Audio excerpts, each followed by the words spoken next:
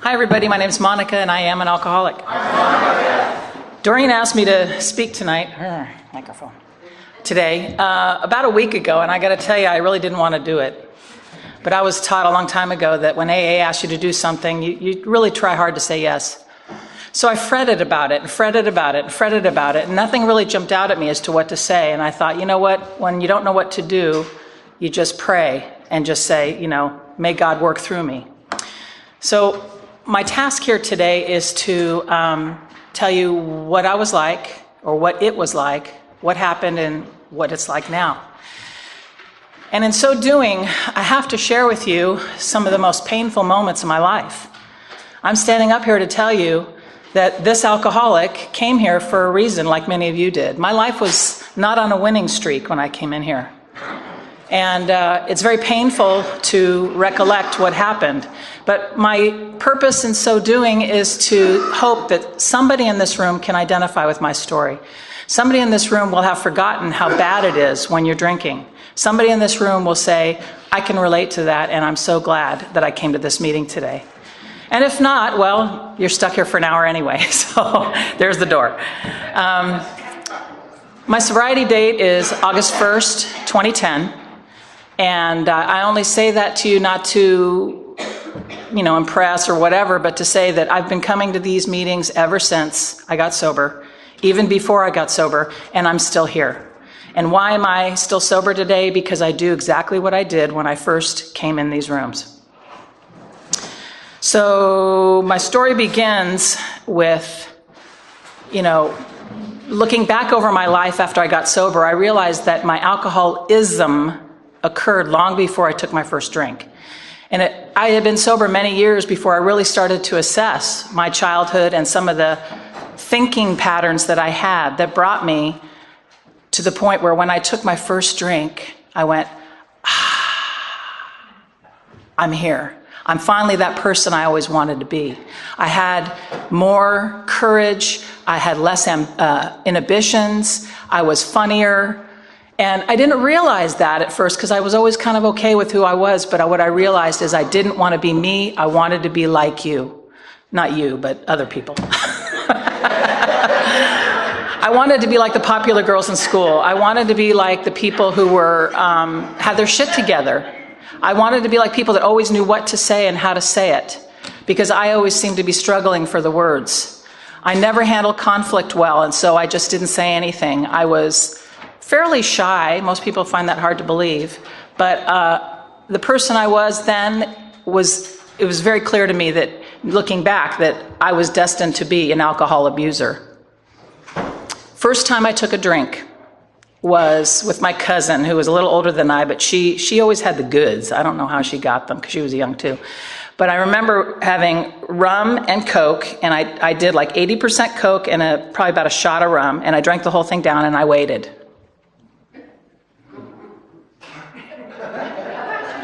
I don't feel anything. Let's do it again. So then I did about 50% rum and 50% Coke, and these were big, tall glasses, mind you. Drank it down. No, let's do it again. This time it was 20% Coke and 80% rum. And you would think after an experience like that, I'd be going, yeah, this is cool. It was the worst experience of my life. The spins, I was walking down the halls having to hold on because I couldn't stand up straight. And I finally had to lay down, and the whole room was spinning round and round. And I just kept thinking, God, make this stop, make this stop. Well, I don't remember much after that. All I can tell you is that I couldn't wait to do it again. So that is one of the key symptoms of this disease is, no matter what the consequence, we keep going back. So fast forward, drinking was never a daily occurrence until much, much later in my life. But when I did drink, I was after something. Whether it was one drink or 10 drinks, whatever it was, I was after something. And what I was after was that person that I wanted to be. I wanted the fear to go away. I wanted all of that to go away. And it happened every time I drank. It was great. Alcohol worked for me for years. And eventually, it didn't. So let me tell you the story and what brought me into these rooms. I met a guy who was a daily drinker, and I soon followed those habits too. And it got to the point where, first thing in the morning, it was like, let's hit the Bloody Marys, let's hit the beer, let's party, and especially on the weekends. So that progressed and progressed till finally it was like I couldn't not have it. Here's the interesting part. At the time, I was working for the district attorney's office, and I was working in Department 9. Now, for any of you that have had a DUI, you know that Department 9 is where you get sentenced on your DUI. And so here I am, standing on the left side of the courtroom. All of you guys are on the right side of the courtroom. And I'm taking part in sentencing you to jail, community service, whatever, fines. I wanted to throw the book at you, and yet here I stand with alcohol probably on my breath and feeling like the biggest hypocrite in the world. But I still thought you were different than me. You were the ones that got caught. You were the ones that had the problem. I was shaking so bad I could barely write in the files. My hands, I couldn't hold a pen very well. And I felt awful. But I justified it in my brain. There's that alcoholic talking again, is that you were different than me. So when some things occurred in my life that really pissed me off, I decided it'd be a good idea to go break somebody's windshield. So I walked over to this house where her car was parked, and I picked up a rock size of a grapefruit. And it took me 2 smashes, but I finally got it happening, and I smashed her windshield. And then I walked off, went home, went to bed, and passed out. Thank God I passed out, because when the police came knocking on my door, they would have arrested me. But I didn't answer the door, so I got lucky. So that was my first crime. I lost my job at the district attorney's office over that. And it was a humbling experience, but it wasn't enough to keep me sober. After that, I had no job to go to, so I had no reason to stay sober, not even for a few hours. So it was game on. And my ism was all about trying to get rid of the pain. I hired an attorney to help me with this misdemeanor of vandalism. It was almost a felony, but I was able to convince him it was a misdemeanor. And not having ever had a crime in my life, this was like, oh my gosh, I've crossed over the bar. I'm no longer one of those citizens that's a law-abiding citizen. Now I'm a criminal, right? And when you work in law enforcement, that's a big line to cross.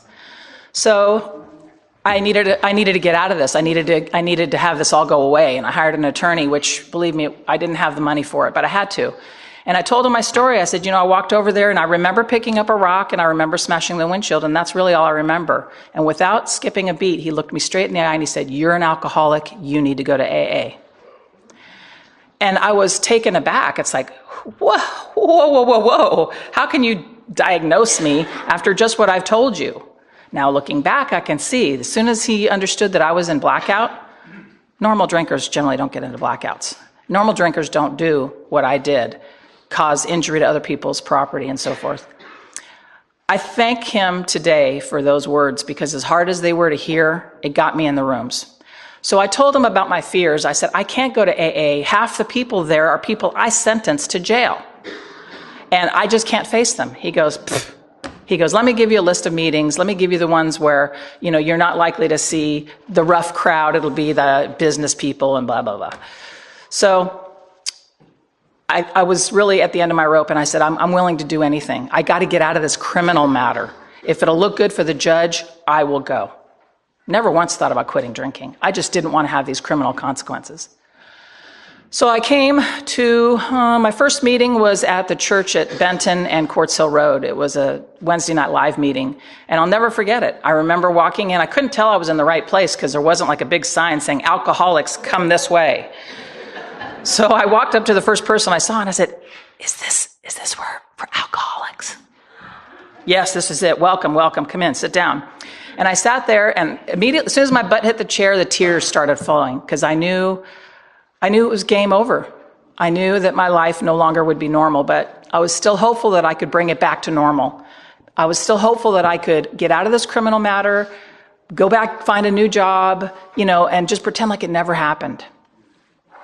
So I came in, and I could not tell you what happened at the meeting. I don't have a clue what was said. It was rah, rah, rah, rah. I have no idea. My brain was completely not into receiving the message. But I kept coming back. And there was a man at that meeting that made me feel so welcome.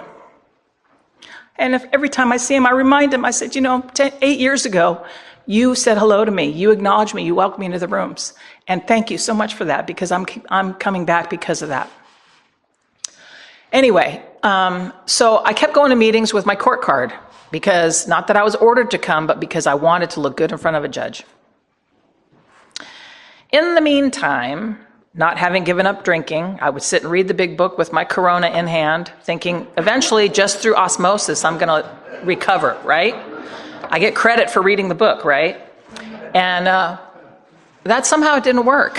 So I kept drinking quite a bit. And although I had had numerous opportunities to get popped for DUI, it wasn't until after I came in the rooms of AA, and I was on God's radar, I believe today, that he said, no, I'm tired of laughing at you. I'm going to go ahead and teach you a lesson. So I got pulled over and was arrested and taken to jail. And it was a horrible experience, because I didn't have anybody to call, and they take away your cell phone. So, you don't have anybody, unless you have their number memorized, which I didn't.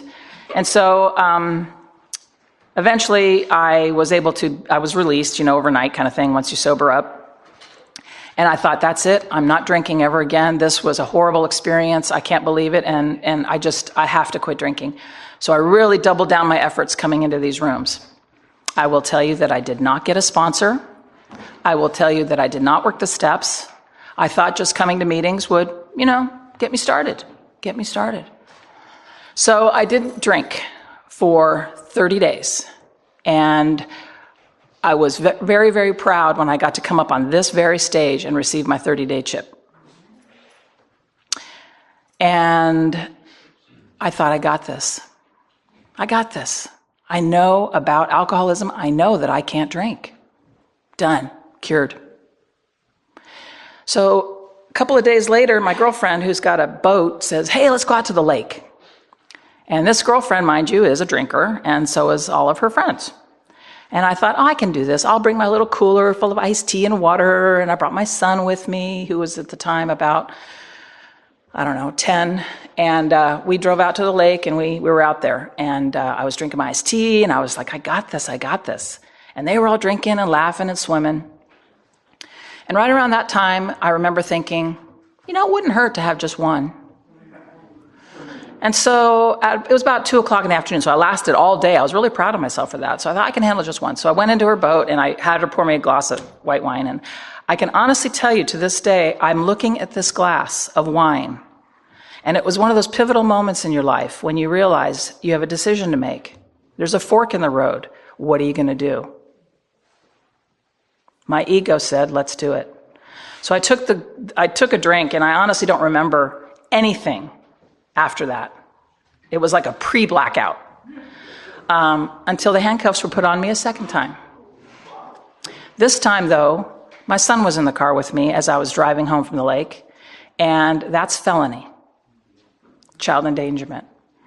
I didn't have anyone to call again because I'd burnt every bridge there was, so I had to call my ex-husband and ask him to pick up his son on the side of the road while I waited for the CHP to take me away. I cannot tell you what that felt like, but the words incomprehensible demoralization, which are in the big book, describes it pretty darn well. So here I am 30 days after my first 30-day chip, and I am in the jail again. And this time, there was no excuse. I had absolutely no rhyme or reason why I did what I did. But now I understand it's because I didn't work this program to the best of my ability. I had my ego in play. My ego said, I got this. I am smart enough to understand what the big book tells us. But I was so dumb, I didn't do what I needed to do. So as soon as I was released from jail, I immediately went over to a friend of mine who's an attorney in town. She's a criminal defense attorney. And I said, you got to get me out of this. She goes, no, you're going to suffer the consequences. I will help you. But you did this. You're going to have to get through this. And I was so grateful for her strength, because there was no more getting out of anything. There was no more sweeping it under the rug. It was happening.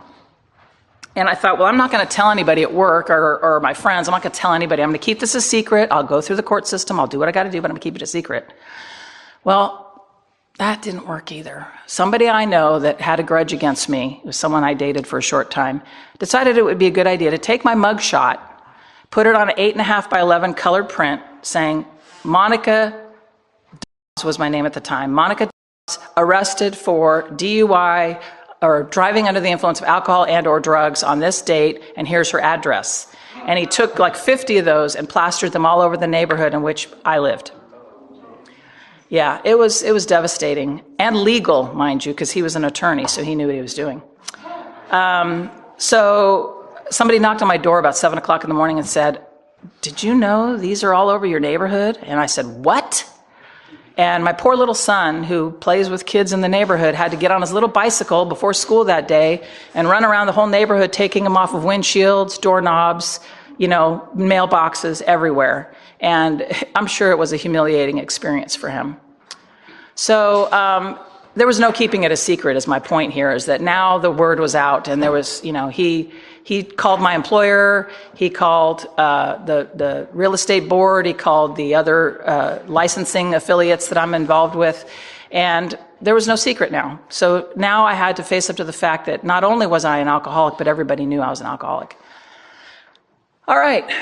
I have to lower that bar. I have to get real humble now. Ego was not a factor. Ego was gone. I was the underbelly of the lowest snake on the planet. And I realized that, my bottom is different than maybe someone else's bottom. But to me, this was about as low as I could go, having been that egocentric person who drove fancy cars and had fancy watches and fancy houses and all that shit, that materialistic shit. I'd lost it all. So I doubled down my efforts at AA. I got myself a sponsor after at least 4 months of being sober. I mean, I sat in this room on the perimeter there and just cried, went to meetings, but I got a sponsor, and she started taking me through the steps. And I had my first spiritual awakening when I was doing my 4th step, because, again, the ego is still in play on some level, and I kept thinking that I'm going to get better and I'll be my old self again. So doing my 4th step, I realized that at the root of my problem was fear. And when I look back on my first drink, on all the things that happened in my childhood, everything was based on fear. And I used alcohol to try to overcome that fear. So now as an adult, when I look at why did I do the things I do? Why do I feel the resentments and the anger and all those icky feelings? It boils down to fear. And when I came to face the fact that I was a fearful, sensitive person, I was able to say, wow, I have some control over that. I have the ability to work through fear without alcohol. I can face my fears with the help of my sponsor and my friends, and I can get through whatever crisis comes my way. Now, mind you, in sobriety, it wasn't all, rainbows and unicorns. I lost several jobs in sobriety. I had my house foreclosed on, the house that I built and put a lot of love into. So, I had to displace my son, which broke my heart more than anything. I could live, anywhere, but taking my son into this whole mix was not pleasant. But so that, I lost my house in foreclosure. And then soon after, also in sobriety, I had to file bankruptcy. So, everything came crashing down, but it happened in sobriety. And I got to tell you something. I didn't drink. I didn't drink no matter effing what. And that is only because of this program. Because I wanted to not feel the pain. I wanted to not feel the shame and the guilt. But I knew in my brain that drinking wasn't going to help any of those things. But in my heart, I just didn't want to feel it anymore. So thank God for my sponsor. Thank God for her and making sure that she kept in touch with me, saw that I was getting squirrely, walked me through it so that I didn't have to drink. Now, working the steps, having the spiritual awakening, getting to the point where I like coming to meetings now. I like seeing these friendly faces, and I know a lot of you in this room, and there's a few I don't. But I like coming to this room and seeing people who are all about the solution, because that's my story today, is I'm about the solution. And the solution is simply this. You get your ass to meetings, you get your ass a sponsor, you do whatever they say. I don't care how silly it sounds. You do what they say without question. And if you're lucky enough to get through the steps, you carry the message to the other alcoholic. And that's the only reason, not the only, that's one of the reasons why I'm up here today, is I'm carrying the message. So that's what happened. That's how I got here. And now the question is, what's it like now? So now I'm going to talk to you about rainbows and unicorns. Okay? The promises came true for me. The promises came true because I have a life beyond anything I could have imagined. When I was sitting in that seat newly sober and I heard women say, oh, my life was beyond anything I could imagine, I said, bullshit. You're lying. I've got a great imagination. I don't see you driving a hot car. I don't see you living in a great neighborhood. But see, those were not the goals that I should have been focusing on. Those are the goals of an egotistical alcoholic. The goals that I should have been seeking is serenity, peace, relief from any financial worries. Do I have all that I want? No. Do I have all that I need? Oh, hell yes. So in sobriety, I've made a group of friends that I literally would put my life in their hands. I would. If they needed a kidney, I would give them one. I can't say that about everyone, but I certainly have people that I can call friends that I know are with me till the day I die. That wasn't like that out in the real world. Those friends were, only when it was convenient friends. So I spent a great deal of time in sobriety as a single gal. And even in sobriety, I still had some sick thinking. I dated a lot of people. I call myself a serial dater. I was on every .com that you can imagine because I was looking for that one guy that was going to solve my problems, right? I didn't have any money. I wanted a guy with money. I didn't have a great career. I wanted a guy with a career. I didn't have a great car. I wanted a guy with a great car. Still sick thinking. You see how it keeps coming back? So, thankfully, God didn't put anybody in my path that was good enough to make me even think about having a relationship with them. So there was a lot of, blah, blah, blah, blah. So, but I learned a lot about myself. I learned about the fact that I am worth not settling. I am worth something. And AA gave me that, a sense of self-worth and self-esteem, because I certainly didn't have it when I came in. And I realized that, if I met somebody and they were okay, that wasn't good enough because I deserve more. So I decided that the best thing to do is just work on me.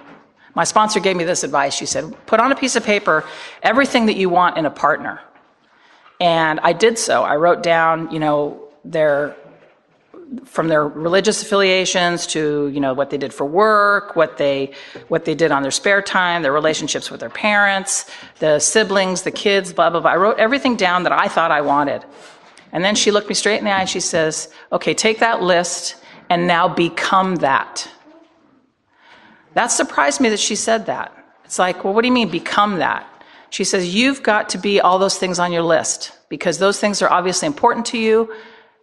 There's no reason why you can't accomplish these things. So, okay, that was a pretty big task because I was, way down here and I'm looking for way up here. But I thought, I just got to do it a day at a time. So every day I tried to take one more step towards something. So I educated myself and finally got a piece of paper that said I was supposedly smart. And then I, looked for a job that I could be proud of. And I didn't really worry about dating because in the olden days, it takes a lot of work to look for a guy. I mean, I'd come into a room like this and I'd be scanning going, oh, wedding ring. Oh shit, he's ugly. No. And I'd be scanning. I even went to Red Bluff meetings because I'd already exhausted everybody in Redding. So the pool is very shallow up here. No offense, guys.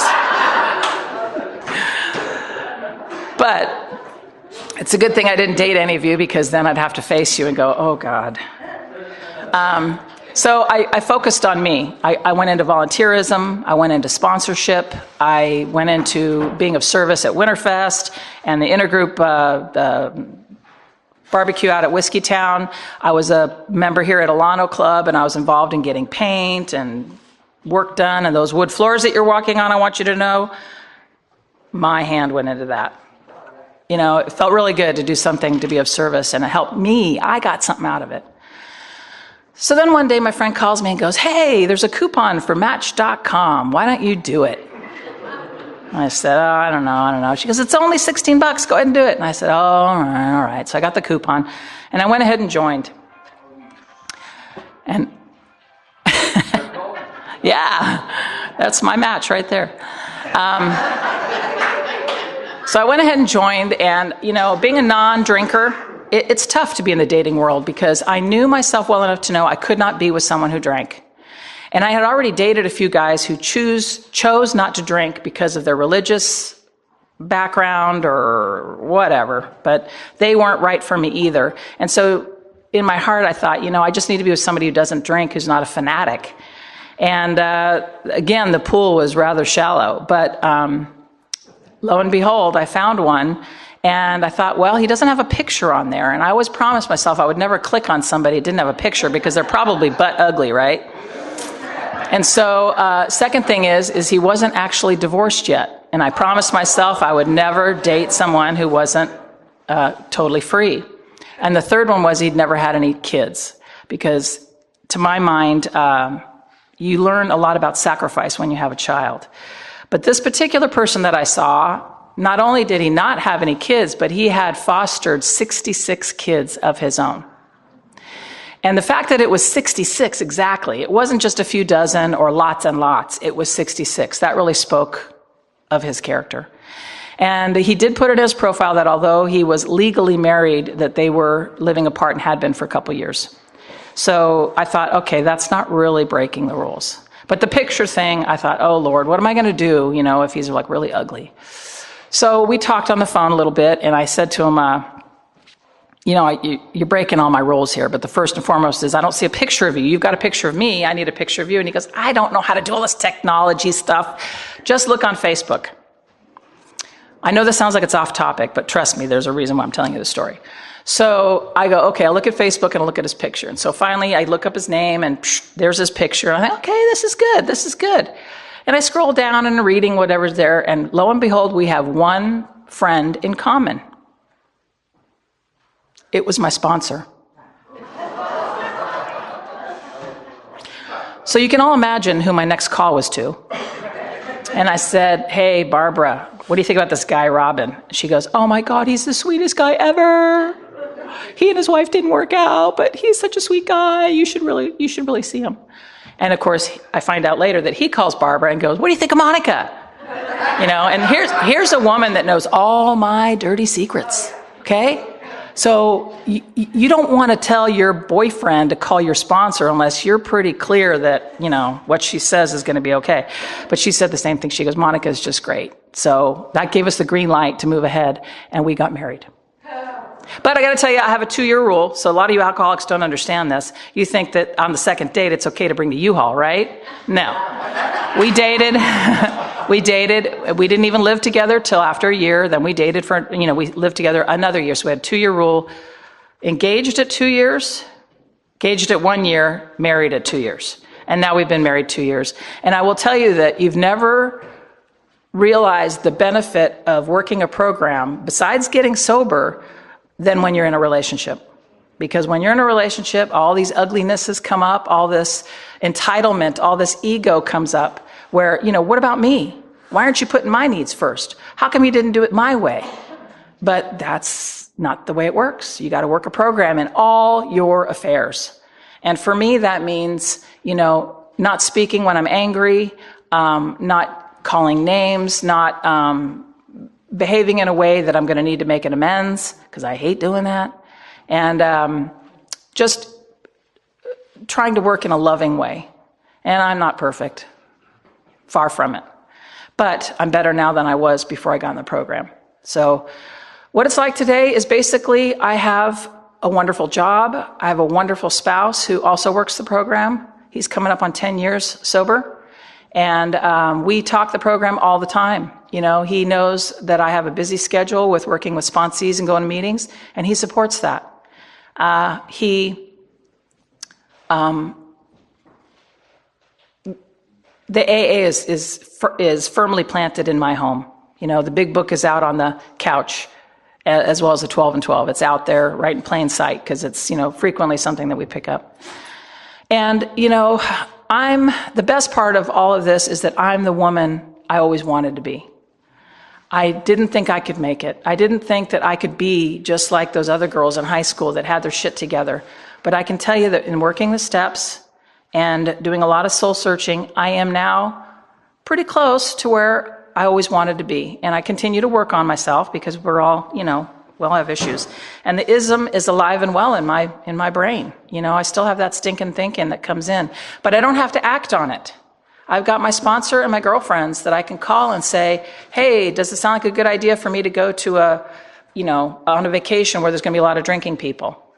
No, not a good idea, because even though I've got a few 24 hours under my belt, I'm just one step closer to taking a drink if I do that. So, I've chosen the path of not drinking. I've chosen the path to surround myself with people who don't drink.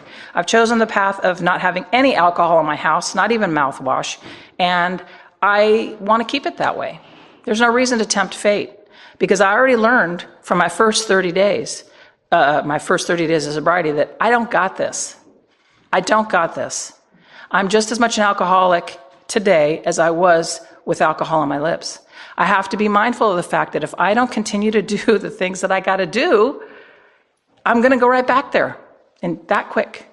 And I've met a lot of people that have had relapses as part of their story. And I don't want to be one of them.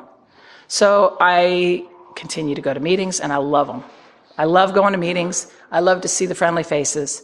I read the big book a lot, especially when I'm working with a sponsee, and it keeps me in the solution, because left to my own devices, I'm going to start thinking, I got this, and I'm not an alcoholic anymore. Or I might use the word alcoholic, but I can control my drinking, just one. This time, it'll be different.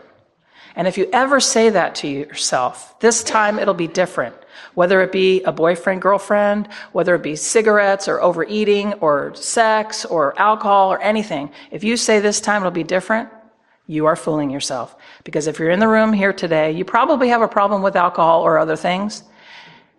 Abstinence is the only thing that works, staying away from it and trying not to tempt yourself to even be in there. Do I think about drinking today? Never crosses my mind. Never crosses my mind. But that doesn't mean that the ism isn't trying to make me go back there, trying to make me do things that I shouldn't be doing. So I keep telling myself to do the next right thing. So a little bit about God and all this, because God is a big part of the story. You're looking at a person who was the biggest atheist that you can imagine when I first came in the rooms. I was so much of an atheist that I read the Bible just so I could argue with you. I wanted to be an educated arguer. And so I loved it when I got the opportunity to show you how stupid you were for believing in God, and how you were all just brainwashed and you were in a cult, and that this, blah, blah, blah. So I come in the rooms and they're asking me to find God. And I got to tell you, I was not happy about that. And I read these steps and the traditions, and all I saw was God, God, God, God, God. Believe in God and all your problems go away. That's not going to happen. It's all fairy tales. So I was very resistant. But my sponsor, God bless her soul, said, look, if you can't believe in a higher power, how about you just believe in a group of drunks? The people of AA. And I could grasp that, because I knew if my ism wanted me to drink, I could rely on you folks. And so for many months, I did. You were a group of drunks. You were God to me. And then it kind of evolved over time, where I had a little crack in that door of belief. And that crack was, my mom, she had died of alcoholism when I was 17. And I believed that she was in heaven looking down on me and was my guardian angel. So I believed that she was whispering to me, how to guide me through life. And I was now in touch with that. So she was my higher power for a while, along with all of you. And over time, when I started looking for miracles, they showed up. Things started happening for me that I couldn't possibly have organized or created for myself. And I believe, especially looking back, going, wow, that was a God shot. That is just more than a coincidence.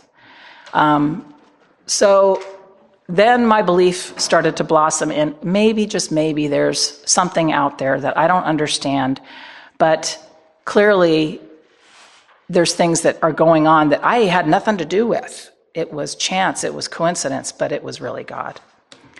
So over time, between seeing the miracles in my life and being given so many gifts of love and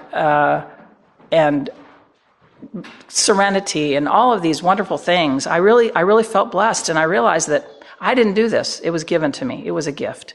And so my belief in a higher power blossomed. And I'm going to tell you a funny story that kind of brings this home with something that happened to me recently. I think of God, looking down over me and just laughing and saying, you're not ready. I'm going to go ahead and put a little more strife in your life until you finally get to the point where you're willing to get on your knees and say, I surrender. So here's what happened. Friday night, I got a call from a lady who says, we've got your cat. And I said, I only have one cat. What are you talking about? She goes, oh yeah, this cat has a microchip and it's got your name on it.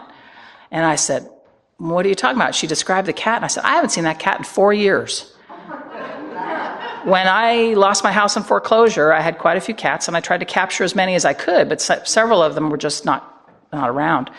So I said, I haven't seen that cat in 4 years, and where I lived was where the car fire hit. So that cat was still living in the community, survived the car fire, and was now captured by the car fire volunteers that, bless their soul, captured cats that were displaced. So I had to think about it because it was shocking to me that she was asking me to take on a cat that I hadn't seen in 4 years. My husband, we made a commitment we weren't going to get any more animals because we already have 4 dogs, a cat, and a bird, and we're working on, thinning the herd. So I knew he didn't really want this, but I kept saying to myself, what's the right thing to do? So I asked her, I said, you're kind of surprising me. It's like me coming home from work going, honey, guess what? We're pregnant. You can't spring that on your family. So I said, give me a little time to think about it. So yesterday, I decided that the best thing to do is just go see the cat, see if there's, if it's a good fit for our family. And I took my son and my husband and we went down to this lady's house and met with the cat. And, my heart kept saying, it's the right thing to do is to bring this cat home. You made the commitment when you got this cat. You need to bring it home. Now, this cat wasn't just rescued one time. Keep in mind, he was out in the woods for 4 years. I don't know how he survived. Somebody was feeding him. Then he got captured, which took them hours and hours with the hunting cams that sense movement. And they had a box propped up on a stick, and they sat in their cars and pulled the stick out till the box dropped on the cat. So this was not a small task. But then the little bugger escaped once and was gone for another month. So finally, by the time they got hold of me and they got the cat, this cat had been through a lot. So I met with the cat. The cat was great. And we said, it's the right thing to do. Let's take it home. So we put it in a cat carrier and drove home. And I was starting to feel really warm in my heart that I was doing the right thing. And I was carrying the plastic cat carrier, and we're walking right up to the front door. And just as I get to the front door, where this cat would have a wonderful, warm home, 2 hots and a cot, lots of love, lots of companionship, the cat somehow opens the door of the cat carrier and runs off. And to this moment, I still cannot find him. I'm trying, and my heart is heavy because of it. So how does this relate to what I'm talking to you about? That cat's journey, he's not ready to surrender. And I can relate to that because as an alcoholic, I wanted out of that cage. I wanted to run, but I wanted to keep living life on my terms. That cat wants to live life on his terms. And if that means being out in the rain and in the cold and eating rats instead of coming into my home where they're going to get loving and soft cat food and all the good stuff, that's what's waiting for him if he surrenders. If he surrenders, he's going to have this warm blanket of love and affection. But he's not ready yet. And that's me. That's this alcoholic, and it might be many of you. If you're ready to get sober and stay sober, you're going to be embraced by the warm blanket of your higher power, even if you don't believe in it yet. It's there waiting for you. All you have to do is just surrender and say, I'm ready to do whatever it takes to get and stay sober. And when you do, the life that's before you is beyond what you can imagine today. It's not just about, the job and the car and all that other crap. It's talking about being the man and woman that you always wanted to be. And you can do that. I've seen miracles in this room. I've seen people that were living under bridges that now have successful careers and are buying a house. I've seen people that had really bad health, that by some miracle they were able to have better health due to not drinking and taking better care of themselves. The miracles can happen. I'm but a small example of what AA does for the alcoholic. And I promise you, until the day I die, I hope that I will always be coming into rooms just like this. I hope that I will always be able to say to you that there is hope if you just do what you're taught to do and what it says in the big book. And don't be afraid. It's really not that difficult. If I can do it, anybody can. And just quit resisting. Succumb to the program. You will find a higher power. You will find happiness and serenity.